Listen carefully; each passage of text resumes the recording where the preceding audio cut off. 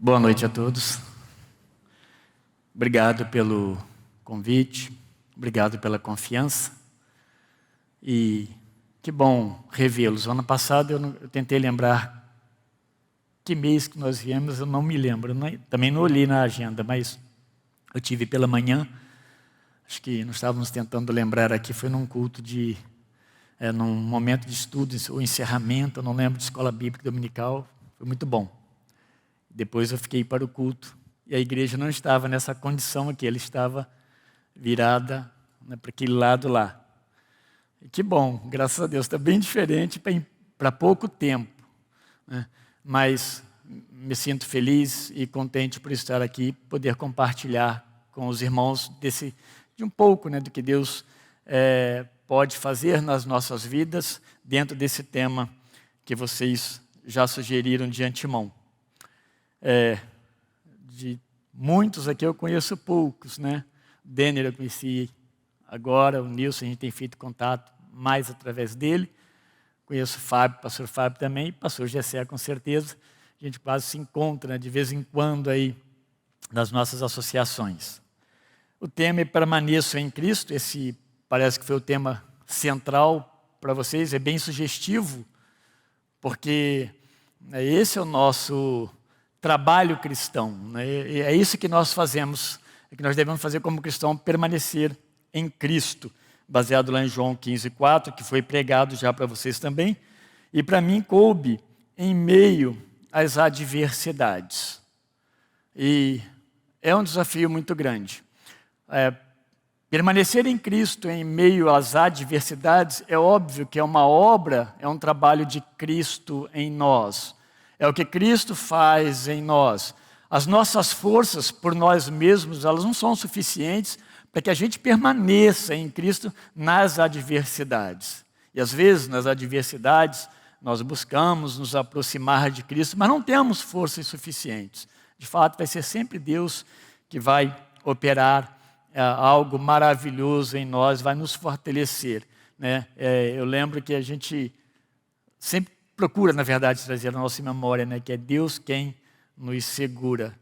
Mas precisamos, de fato, permanecer em Cristo nas adversidades. As adversidades não faltam nas nossas vidas.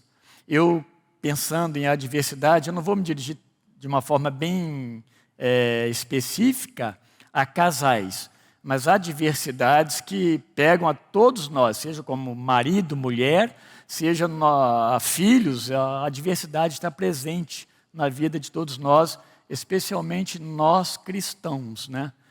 Eu não sei vocês, não sei como foi a vida de vocês desde a conversão, mas eu aprendi muitas coisas que não eram corretas quando nós olhávamos para as Escrituras. E uma delas é justamente que o cristão, se ele está passando por adversidade, não é uma coisa normal, alguma coisa está errado na sua vida.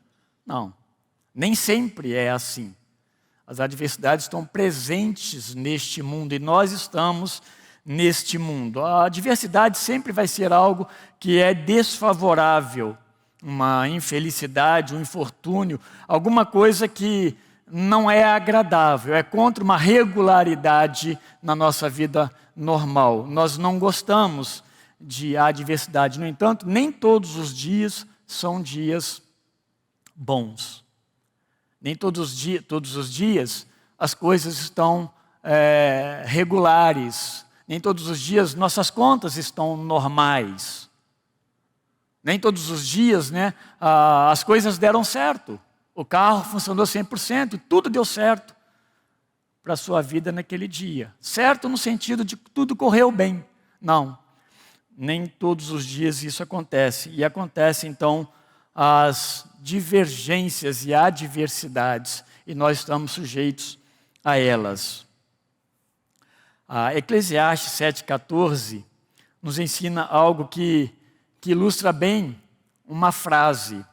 Ou seja, nesses momentos, né, que nós passamos, tanto por dias bons e dias ruins também, eles chegam até nós, os dias ruins. Então, louvar a Deus na prosperidade é muito bom. Prosperidade pensando em dias bons.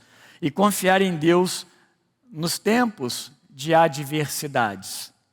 A gente sempre está olhando para o Senhor, tanto nos dias bons, louvando a Ele, mas também confiando nele nos dias das adversidades. Os dias das adversidades são dias, infelizmente, muito propícios para nos afastar, nos distanciar de Deus. E olhando para as Escrituras, não é o texto que eu vou usar como base, mas Eclesiastes 7,14, ele diz assim: quando as coisas correrem bem, eu estou lendo na NTLH, fica um entendimento mais agradável. Quando as coisas correrem bem, fique contente. Quando as dificuldades chegarem, lembre disto: é Deus quem manda tanto a felicidade como as dificuldades. E a gente nunca sabe o que vai acontecer no dia de amanhã. Se a gente olhar para as Escrituras Sagradas, Jesus Cristo, ele viveu afrontas, e nós podemos considerar adversidades o tempo todo, desde o começo do seu ministério até a cruz, como um fechamento, a morte de cruz, cravado na cruz. Você não vai encontrar na vida de Jesus Cristo algum tempo que a gente possa falar: puxa, ele passou um tempo legal aqui sem problema nenhum. Ele enfrenta escribas, fariseus, a linha sacerdotal todinha, ele vai ter problema com seus próprios discípulos. João vai dizer que a sua própria família não o confrontava, na verdade, o afrontava na sua fé. E por fim, ele vai para a cruz. O Tiago, o irmão de Jesus, ou meio-irmão, como se diz muito, ele fala bastante sobre as questões de momentos de provação, momento de que coisas ruins chegam até nós, como lidar com isso. Eu acabei de estudar o livro de Tiago lá na igreja também, e algumas orientações ele dá. Ele fala, por exemplo, que diante das provações, nós devemos responder, diante desse tipo de adversidade, por exemplo, com alegria. Ele está falando para cristãos, para pessoas, que se converteram a Cristo. Ele fala: responda com alegria, porque a alegria, ela vai te trazer a oportunidade de uma perseverança, está perseverando, e também uma maturidade cristã. E nada melhor do que maturidade para nos ajudar nas adversidades. Ele diz também que no momento de adversidade a gente deve pedir sabedoria a Deus. E às vezes falta esse momento, que a gente deva parar e falar: Senhor, me dá sabedoria, porque eu não sei como lidar. Ou eu sei, mas eu não gosto dessa forma ou desse caminho. Me ajuda a compreender isso e aceitar aquilo que o Senhor tem preparado para mim nesse tempo de adversidade. Ele diz mais que nas adversidades, nos momentos de provação, é muito importante primeiro ouvir Deus, ouvir a palavra de Deus, depois se expressar e depois falar alguma coisa. Isso é um bom ensino, é um ensino que cabe muito bem a nós como cristãos. E ele diz uma porção de outras formas de nós respondermos bem às adversidades. Quero terminar essas ilustrações iniciais, mas lembrando de Jó. Jó, na vida dele, bem no comecinho, foi só bem no comecinho do livro, tudo ia muito bem. E de repente, eis que tudo mudou na vida de Jó. Essa semana, hoje, sábado, na verdade foi domingo passado, nós sepultamos lá na nossa comunidade um jovem de 24 anos e filho de um casal de diáconos da nossa igreja. Eles têm 3 filhos e esse é um deles, e é o mais novo, caçula. Ele não estava como membro da igreja nesse tempo, nesse período. Os demais sim, todos os demais, os outros filhos, e o próprio casal. E esse menino teve um acidente de moto na estrada lá, e passados 60 dias, ele faleceu domingo passado. Sábado, na verdade, e foi sepultado domingo. Nós nem tivemos um trabalho normal na igreja domingo, tivemos velório.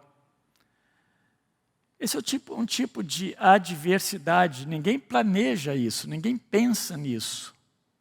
E tem sido uma luta para eles, mas têm compreendido e que Deus é o Senhor soberano.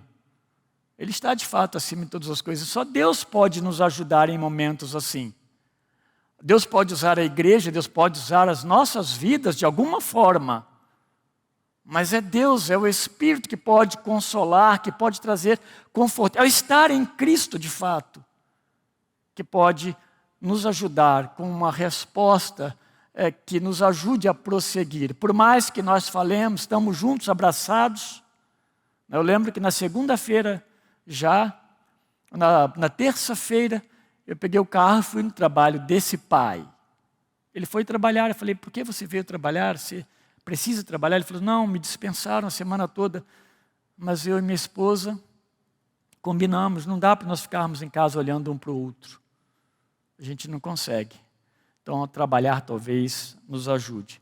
Então, são lutas, mas o cristão, meus irmãos, ele passa diferente nesses tempos de adversidades. É por causa dessa necessidade de permanecer em Cristo, que a gente pode vir até em 15:4 de João, que é a base, né, do tema que vocês escolheram.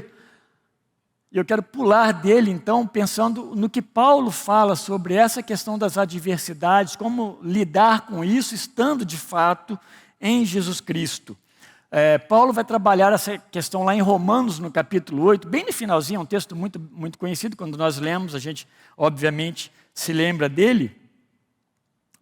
Paulo vai trabalhar essa questão de um homem, outrora, né, um homem condenado, um homem longe de Deus, um homem sem perspectiva, mas chamado por Deus à salvação, redimido em Cristo e justificado. Paulo começa a trabalhar isso, mostrar isso lá no passado, para falar o que Cristo fez. E essa questão de eles aprenderem a lidar, então, agora com as adversidades. Desde olhar para o futuro, lá para a eternidade, saber que Deus já cuidou disso, como também dos dias normais, dos nossos dia a dia. Paulo ele não trata nesse texto, do verso 31 de Romanos 8 até o 39, ele não trata descritivamente dessa questão de adversidade, mas ele faz uma abordagem que ele quer trazer ao coração daqueles cristãos a certeza, a segurança de que Cristo está presente à medida que nós cremos o tempo todo.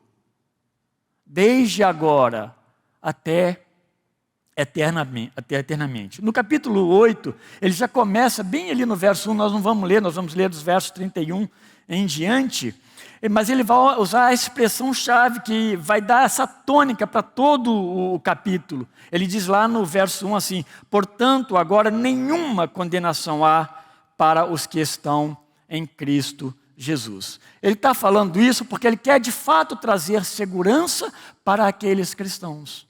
Porque lá, mais adiante, ele vai falar que não há nada que possa nos afastar de Cristo.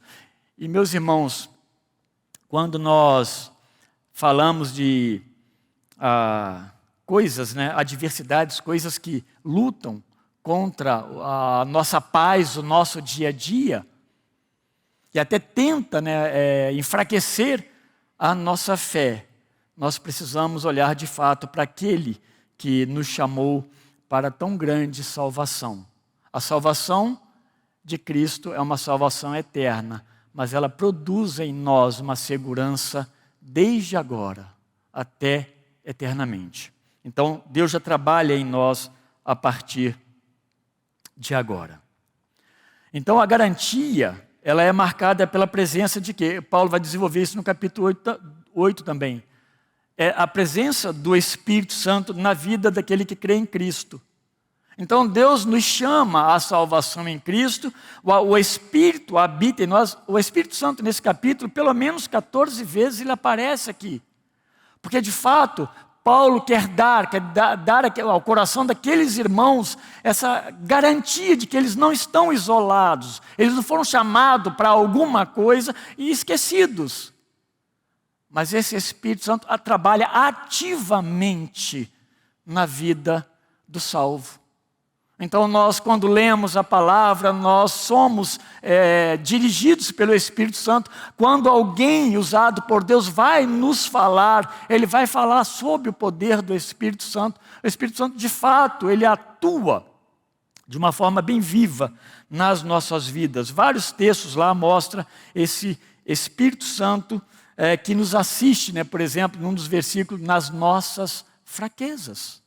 O Espírito, ele está presente. E essa segurança, ela é tão real que nós somente não somos assistidos dia a dia, mas é um cuidado de Deus que começa aqui à medida que nós cremos em Cristo e se estende de uma forma eterna. E nesse desejo de assegurar para eles, né, o pleno cuidado de Deus em todas as etapas de suas vidas, Paulo, ele vai dizer no verso 28, um pouco antes, né, desse texto do 31 em diante, ele diz lá o seguinte: olha, sabemos que todas as coisas cooperam para o bem daqueles que amam a Deus, daqueles que são chamados segundo o seu propósito. Isso é bem consolador, porque isso é para nós cristãos. Todas as coisas cooperam, então, para o bem daqueles que são chamados segundo o propósito de Deus. Aqueles que amam a Deus e são chamados segundo o seu propósito. Todas as coisas inclui tudo. E as adversidades, elas se encaixam aqui também. As adversidades pelas quais nós passamos. Então o verso 31 e 32 diz assim, no capítulo 8 aí de Romanos: que diremos, pois, à vista dessas coisas? Se Deus, ele é por nós, quem será contra nós? Aquele que não poupou o seu próprio filho, antes por todos nós o entregou, porventura não nos dará graciosamente com ele todas as coisas? Paulo, então, ele inicia nessa encorajadora conclusão desse capítulo 8, com algumas perguntas retóricas, né? Perguntas que já se sabe a resposta. E ele começa dizendo: que diremos, pois, à vista, então, dessas coisas? Que coisas são essas? É tudo isso que ele vem tratando desde lá do começo. O que vem acontecendo, o que Deus faz na vida daquele que era pecador, né? Continua pecador, mas agora não mais condenado. Mas nos versos 29 e 30, ele fala alguma coisa interessante, porque lá diz que Deus conheceu antecipadamente os seus, ele predestinou, ele chamou, justificou, ele glorificou. Então, diante dessas coisas, né, se Deus ele é por nós, quem pode ser contra nós? O Deus que operou essa maravilha nas nossas vidas, o que pode suceder em nós que possa ser maior do que o cuidado e o amor de Deus em nós, ou sobre nós?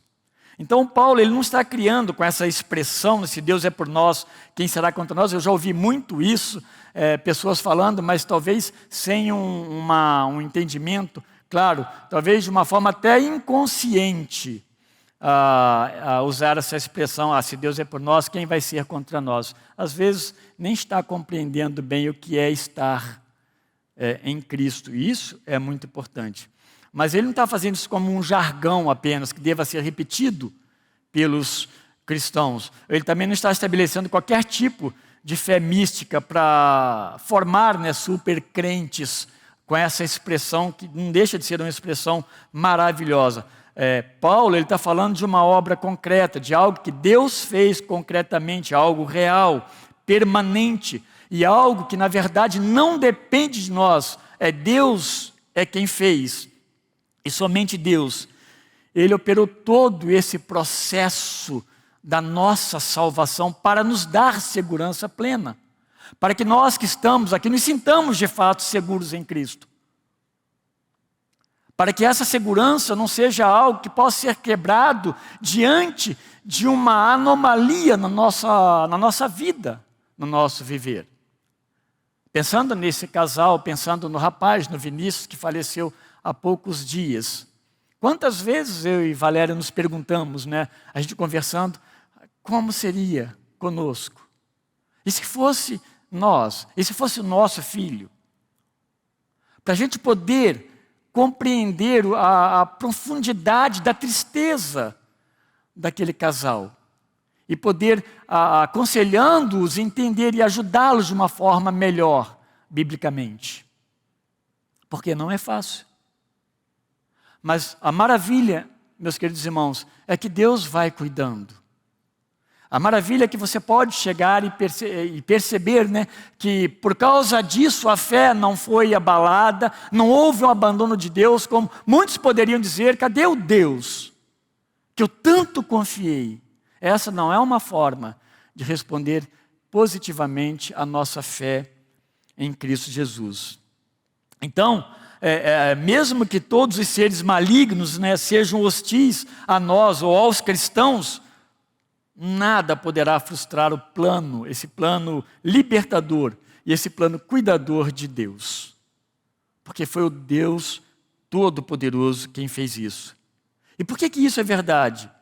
Se Deus é por nós, quem será contra nós? Porque isso pode ser uma afirmação verdadeira. Aí o verso 32, ele responde até com mais uma pergunta. Olha o que ele diz no verso 32. Aquele que não poupou o seu próprio filho, antes por todos nós o entregou, porventura não nos dará graciosamente com ele todas as coisas? Assim Deus realizou o que de mais sublime, né, o que nós mais precisávamos, Deus realizou em nós. Algo que nós não poderíamos fazer, Deus fez por nós. Algo que para nós seria incapaz de acontecer, Deus fez isso por nós. Ele enviou Jesus, e a gente sabe, nós sabemos muito bem, Jesus sem culpa, Jesus sem pecado, a Bíblia o chama de o justo, mas por nós, pecadores culpados, pecadores condenados, injustos, e para nos salvar. É isso que Paulo está mostrando. Deus fez isso por nós. Sobre Cristo recai todo esse peso da ira de Deus por causa dos nossos pecados. Por certo, nos dará todas as demais coisas que precisamos. Então Paulo está assegurando aqueles amados, né, irmãos, que o Deus supriu, o Deus que supriu a sua maior necessidade, na verdade, que foi Cristo e que foi a salvação, que é o ato que podemos chamar a maior, Ele vai cuidar também do menor, que são as demais coisas, nos dará com Ele todas as coisas. Então é o Deus que vai cuidar de nós nas adversidades da vida. Nos momentos ruins que virão sobre nós, Deus não nos abandonará. Às vezes é bom nós pensarmos que, eu sei que vocês são muito bem ensinados aqui, mas é sempre bom pensar que esse cuidado de Deus não é uma resposta ao que nós queremos que Deus faça, até por mais que pareça bom para nós. Mas é mais do que isso, é uma fé tão madura que nos torna capaz de compreender que o que Deus está fazendo é o melhor. E isso possa consolar os nossos corações nos momentos das maiores adversidades. Jesus, certa vez, ele disse para os seus discípulos, lá em Mateus 10, 28, um texto interessante, mas vale a pena a gente citar ele para a gente pensar nesse Deus maravilhoso. Ele fala para os discípulos assim, não temais, dentro daquele contexto, não temais os que matam o corpo, mas não têm poder para matar a alma. Temei antes aquele que pode destruir no inferno, tanto a alma como o corpo. E é esse que pode destruir, né, tanto a alma quanto o corpo no inferno. É desse Deus que Paulo está falando, esse Deus que é todo-poderoso. Ele tem poder sobre todas as coisas, né? Poder no céu e poder na terra. Então é desse Deus que Paulo está falando que devam confiar e esperar. Uma vez que eles foram alcançados com tão grande salvação, eles podem esperar muito mais. O Deus que salvou é o Deus que vai cuidar também aqui nesse tempo nosso de vida nessa terra. É dele que Paulo está falando. É dele que Paulo está trazendo a eles, assegurando a eles, né, uma certeza de que serão cuidados por Deus sempre. Quem pode ser contra? E a partir desse momento, Paulo então apresenta uma série de várias e reais tentativas contra essa nova vida em Cristo. Isso pode se dar tanto aqui neste mundo visível, onde nós estamos, eu, você, quanto também nas esferas espirituais. As respostas dadas pelo próprio apóstolo Paulo a essas perguntas retóricas assegura que os filhos de Deus, por Cristo, estão bem seguros, bem guardados, pois o que eles receberam é algo que é inviolável, é indestrutível, não pode ser atacado ou mexido por alguém, permanece para sempre. Paulo vai lá em Colossenses, Paulo vai usar um ensino no capítulo 3 aos Colossenses, ele vai dizer que a nossa vida está guardada em Cristo. E o sentido é dessa segurança, é de que Deus nos dá todo o cuidado, toda a segurança possível. Eu lembro sempre de uma história, sempre me vem à mente a história que eu ouvi de um pastor, eu não conheci historicamente esse casal, mas ele falava, ele pregava, de vez em quando ele falava, e isso ficou na minha memória. Um casal de pastor que naquela época da Coreia, que estava ainda sob regime comunista, o ataque, né, do regime comunista, as Coreias estavam juntas, e um pastor foi condenado, né, à morte por causa da sua fé. E diz, essa história é contada de forma que ele foi julgado numa vala, colocado numa vala em pé com a esposa e os 2 filhos, e tinha uma condição para ele sair dali se ele realmente negasse a Jesus Cristo. Eu creio que isso possa ter sido verdade, sim. Eu creio que o pastor também não ia inventar uma história, mas eu nunca li essa história, nunca constatei essa história em algum lugar. Mas tem sentido isso, né? E o que acontece é que ele permaneceu ali de mãos dadas com a esposa e os filhos, e ali eles foram sepultados vivos pela fé em Jesus Cristo. Existe alguma coisa que possa ser tão ruim, tão desagradável, né, como algo assim, em nome de uma fé em Cristo Jesus? Pois bem, essa é uma fé madura. Nós não estamos nesse ponto, graças a Deus. Talvez as nossas adversidades cheguem ao ponto, né, de perdas de algumas coisas materiais, alguns infortúnios, e no mais, em situação muito mais pesada, alguma perda familiar. Claro que isso é triste. Mas em todos esses casos, Deus consola, Deus nos ajuda, né, nisso tudo. Aí no 33, quem intentará acusação então contra os eleitos de Deus? É Deus quem os justifica. E aqui, Paulo está nesse ambiente assim, de que agora foram salvos, né, e foram salvos, seguramente salvos. Não há uma possibilidade de isso não ter acontecido. Então está nesse campo da esfera espiritual, como que se fosse aqui um acontecimento jurídico, forense, né? Num julgamento está acontecendo, e não há, a ideia é essa, né, que nessa última instância, o cristão já foi declarado liberto, livre da condenação por aquele juiz desse tribunal, que é o nosso Deus. Então, não há como alguém acusar e ter êxito nessa acusação, porque Deus, o Senhor, que é soberano de tudo, de todo o universo, Ele os justificou. Então Paulo está falando de uma segurança eterna aqui. Não há como você um dia ser condenado, porque Deus te salvou plenamente. Isso cabe até muito, né, para aqueles que têm pregado que hoje estou salvo, amanhã não estou. Não é o nosso caso, mas Paulo está assegurando que não há como reverter isso, não há como alguém conseguir, né, dar uma canetada lá e mudar essa situação, porque Deus é quem bateu esse martelo que justificou, Deus é quem nos salvou. Não há como fazer algo em contrário. Qualquer acusação, ela vai se tornar digna de menosprezo naquele tribunal, porque Deus é quem os tornou justos. E ele diz no 34, com outra pergunta: quem os condenará? É Cristo Jesus quem morreu, ou antes, ele dá uma subida agora, quem ressuscitou, o qual está à direita de Deus e também intercede por nós.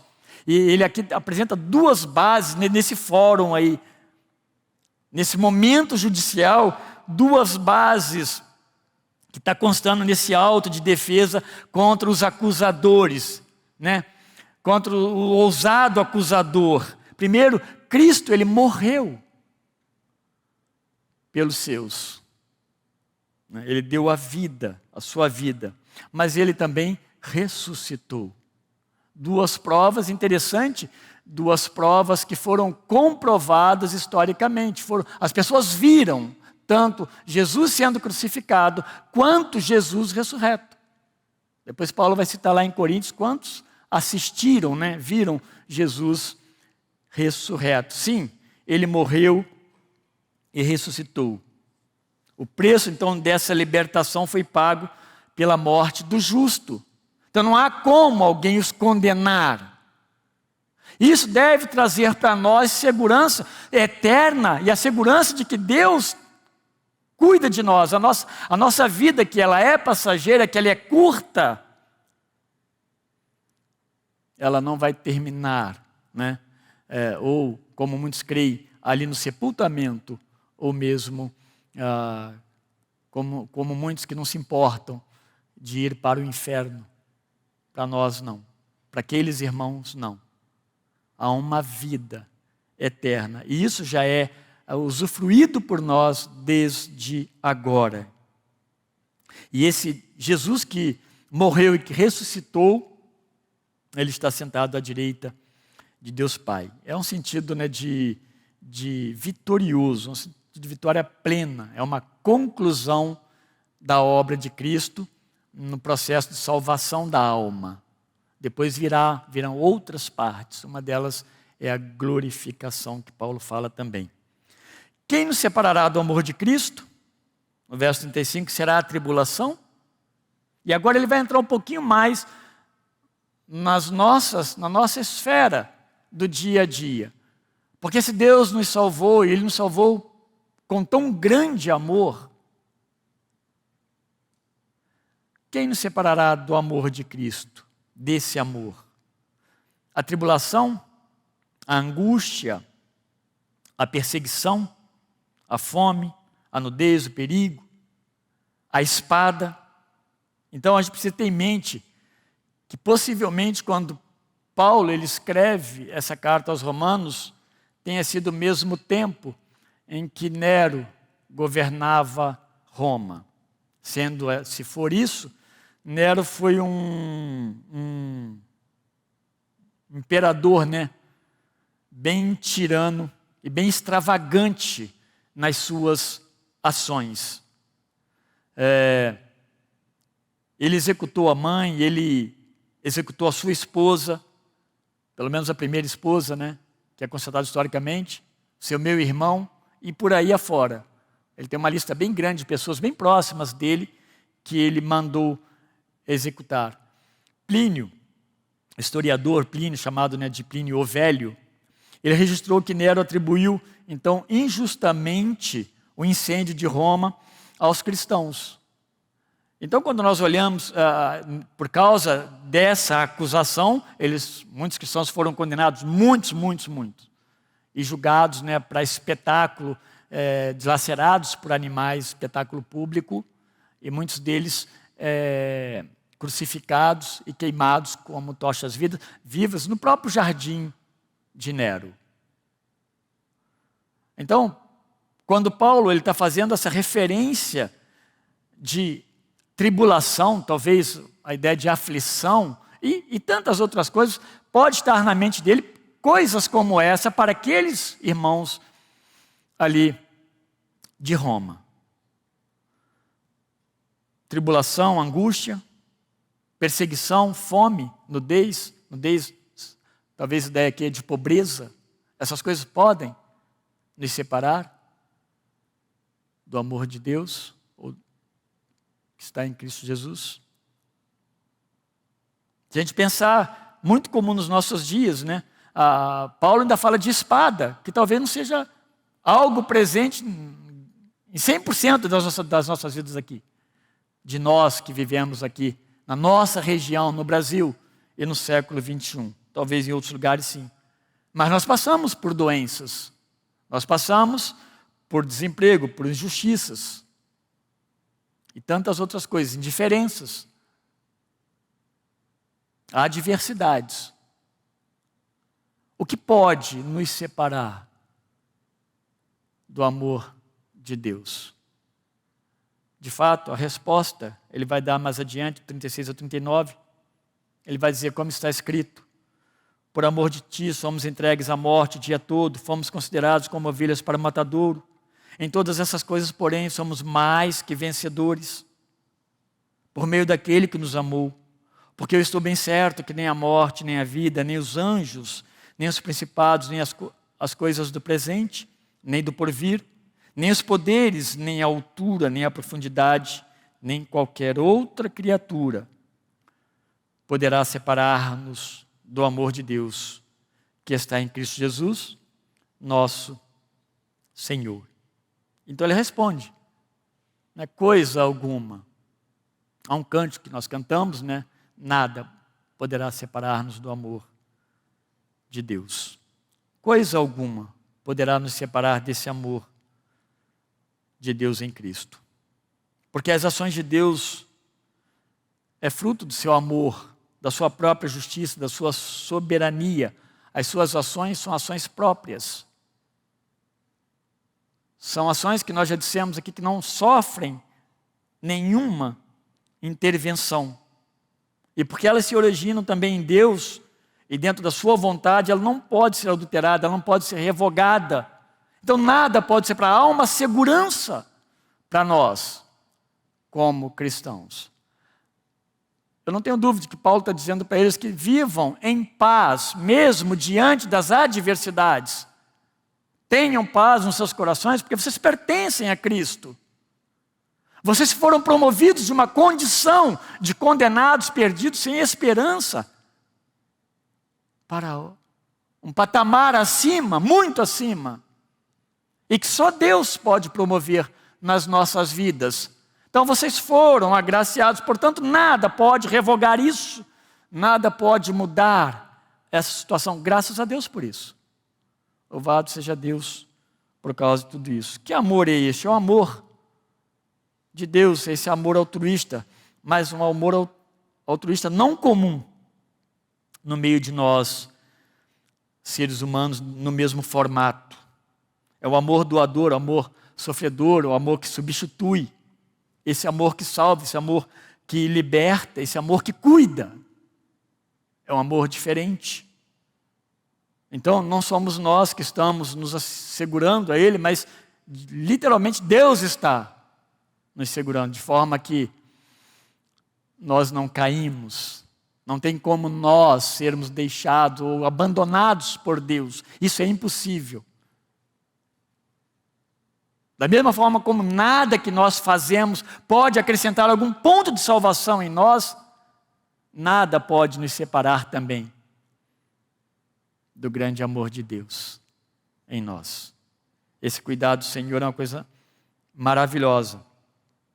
Então, por essa graça, por esse amor de Deus, Ele vai dizer que nós somos mais do que vencedores. A nossa vitória não é uma vitória qualquer, não é um grande prêmio que nós presenciamos as pessoas ganharem neste mundo, numa competição. Nós somos mais do que vencedores. Estamos seguros, desde agora. Quero pensar numa conclusão, de forma já bem resumida, né, que está sendo o texto, mas a gente pensar o seguinte, que a leitura e a assimilação desse ensino aqui de Paulo, ele precisa ser compreendido como base para a sustentação da nossa vida e da nossa fé cristã. Isso tem que ser base. A gente tem que olhar para essa condição do que Deus fez para que nós possamos prosseguir nesses tempos de adversidades. Se nós olharmos para outros caminhos, para outros vieses, é difícil nós suportarmos. Nós vamos começar a olhar para as nossas forças. E Paulo está dizendo que existe um Deus que os salvou, aos romanos ali, aquela igreja, que obviamente nos salvou, que cuida de nós integralmente, cuida de nós aqui no dia a dia. Isso nos dá segurança, confiança, cuidará de nós eternamente. Então, isso tem que ser base para nós. Essa justiça de Deus que foi imputada em nós deve nos proporcionar uma segurança de tal forma que as adversidades futuras, seja a condenação eterna para aqueles que não creem, elas já foram destruídas em e por meio de Cristo. E também as adversidades dos nossos dias, dos tempos, do tempo real, o tempo em que nós estamos vivendo, o tempo presente. Mesmo que essas adversidades sejam para nós momentos dolorosos, jamais devem sufocar, a alegria que enche nossos corações por essa presença salvadora do Senhor Jesus Cristo, por essa obra maravilhosa que Deus fez em nós. Isso deve nos alegrar grandemente e criar em nós como diz Paulo, uma ardente expectativa para a eternidade. Isso talvez possa nos despertar para nunca nos esquecermos que aqui é um tempo de passagem, é um tempo passageiro. Nós estamos indo para algo muito melhor. Apocalipse vai lidar com isso dizendo que lá não haverá adversidade. Quando Paulo vai falar que nós somos plenamente transformados, nosso corpo, aqueles que forem levados vivos, porque de fato nós seremos, nosso corpo não será mais um corpo corruptível, não haverá pecado, portanto não haverá dor, não haverá esse pranto que nós presenciamos semana passada, que mexeu com toda a igreja, porque os conhecia plenamente. Isso não será mais presente. O próprio Deus nos assegura isso. Mas aqui nós estamos sujeitos. E aí Deus está dizendo que Ele está nos assistindo. Então nós, como cristãos, de certa forma, nós somos então privilegiados. Então, para finalizar, não é o caso de que as adversidades, elas não podem atingir a nós, os filhos de Deus. Não, não é isso. Elas nos atingem, mas nós já temos garantido essa segurança de sermos guardados por Jesus Cristo. Sermos cuidados por Cristo. E essa é essa nova perspectiva da redenção em Cristo é que deve então permear os nossos dias. É isso que eu quero levá-los a pensar. Como lidar então com as adversidades? É olhar para aquilo que Deus fez em Cristo nas nossas vidas. E olhando e compreendendo isso, nós estamos sendo amadurecidos biblicamente pelo próprio Deus. Ele está cuidando de nós. Então isso deve permear esse nosso viver, os nossos convívios, seja na nossa família, vocês como casal, pais, irmãos, vocês como filhos, nas suas conversas, nas suas decisões, nos cultos, nossas vidas de uma forma geral, deve ser permeado por esse entendimento claro do que Deus fez em nós em Cristo. Isso nos libertará de muitas coisas, quando nós lidarmos com algum tipo de adversidade. Meu desejo é que Deus os sustente, Deus os alimente, que essa verdade que Paulo ensina na palavra de Deus, ela possa ser clara na sua forma de viver. E você possa responder a Deus com paz no seu coração. Eu espero que vocês não passem por nenhum tipo de adversidade que traga tão profunda tristeza, uma coisa fora da normalidade. Mas se alguma coisa nos sobrevier, nós temos esse Deus que nos consola. Esse Deus que não apenas nos salvou e nos botou numa prateleira para aguardar agora na morte, nós sermos levados para a eternidade. Não. Ele nos salvou e no nosso viver diário, agora nós passamos a viver olhando para Ele. E aprendendo dEle, procurando entender a Sua palavra, a Sua vontade, a Sua direção. E nisso tudo nós somos consolados nesse curto percurso de vida.